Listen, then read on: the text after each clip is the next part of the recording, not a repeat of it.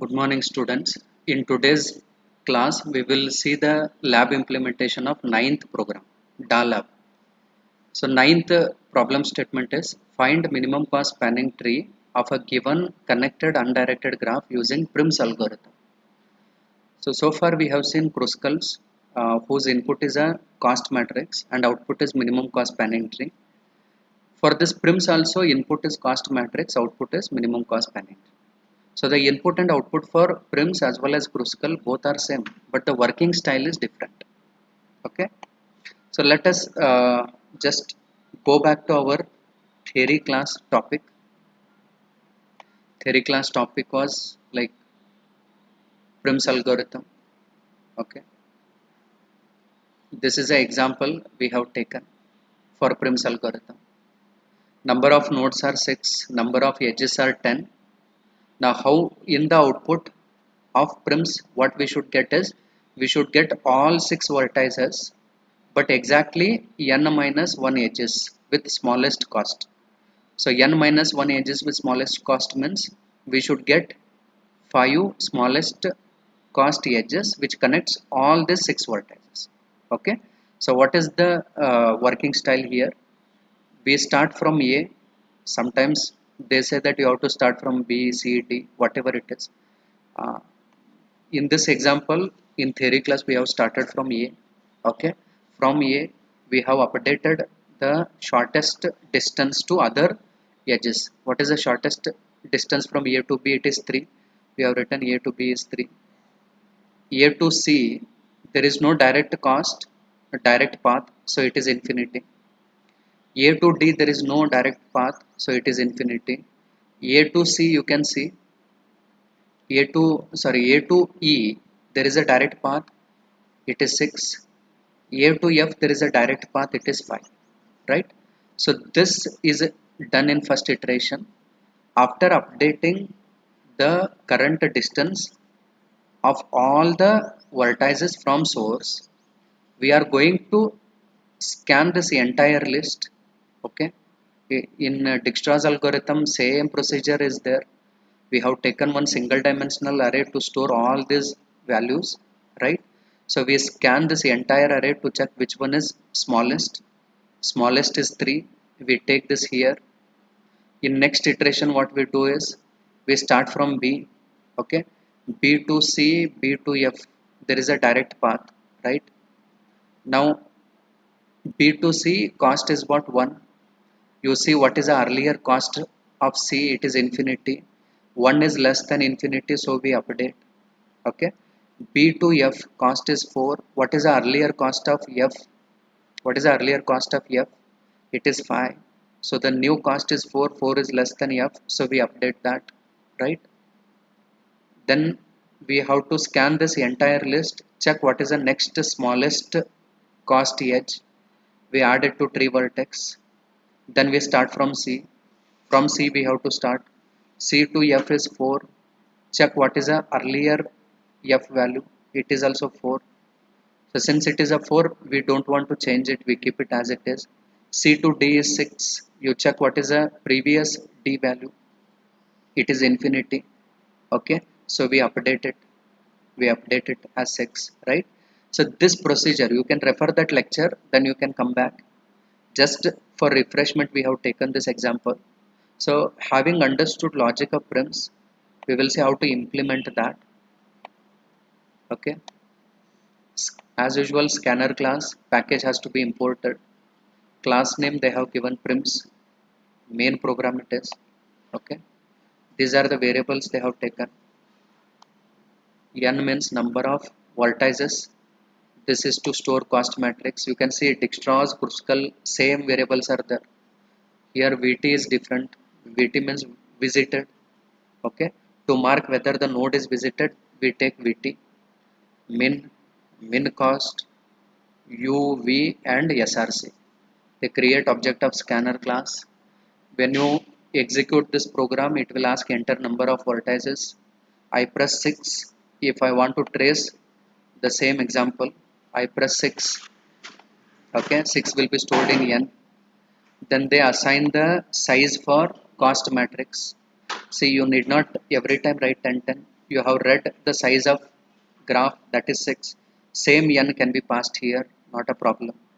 Okay, then afterwards they have taken visited visited single dimensional array, they have initialized the size as 10.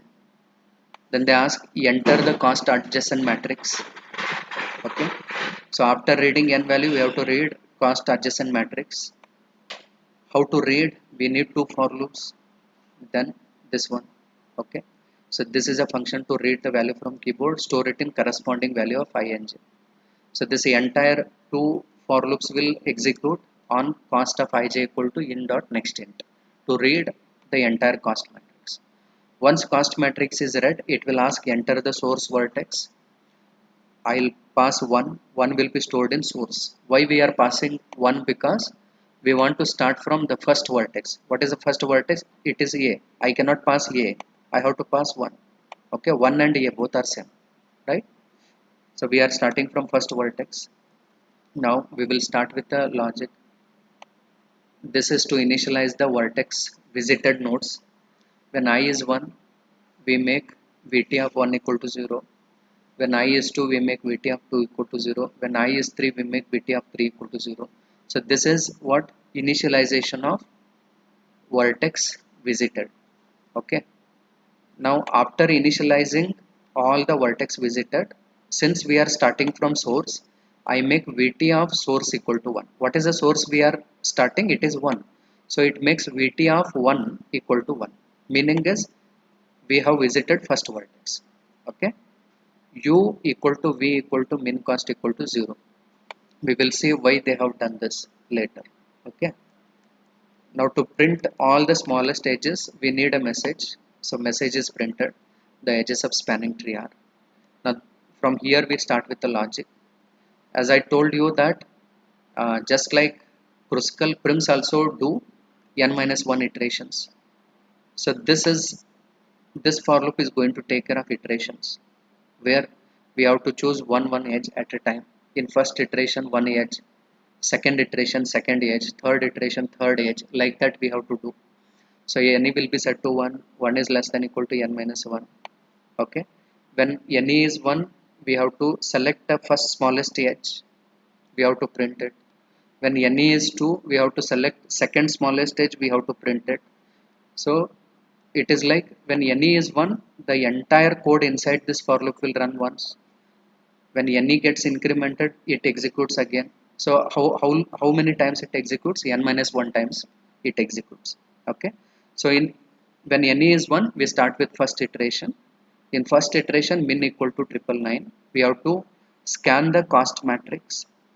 So they have taken I equal to 1, I less than equal to n, j equal to 1, j is less than equal to 1. So it starts from cost of 1 1, cost of 1 2, cost of 1 3, cost of 1 4, cost of 1 5. Afterwards 2 1, 2 2, 2 3, 2 4, 2 5. It scans the entire cost matrix right from first value to last value, and it will check whether that value is less than min. Okay, what is a min value? It is 999. Okay, then if it is less, we check whether it is already marked.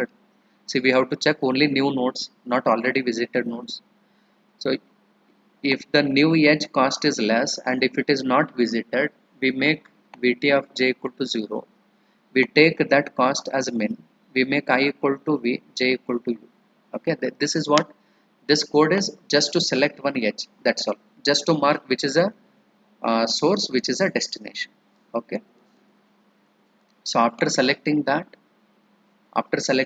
what we do is we make that particular u. I mean from 1. If you find that 1 to 2 is smallest, immediately that edge will be selected. So we have to make 2 also marked. So they do Vt of 2 equal to 1. After doing that, after doing after marking the vertex 2 as 1, we have to add min cost to min. I mean whatever minimum cost is there, that has to be added to min cost. Then we have to print that edge. Okay, so after printing edge, where the control goes back with next iteration. See, it comes back here. Any will be incremented. Again, min will be equal to 999. It starts scanning from the initial matrix to the starting values to last values of the matrix. It will find next smallest edge. Okay. Then it will mark destination as visited.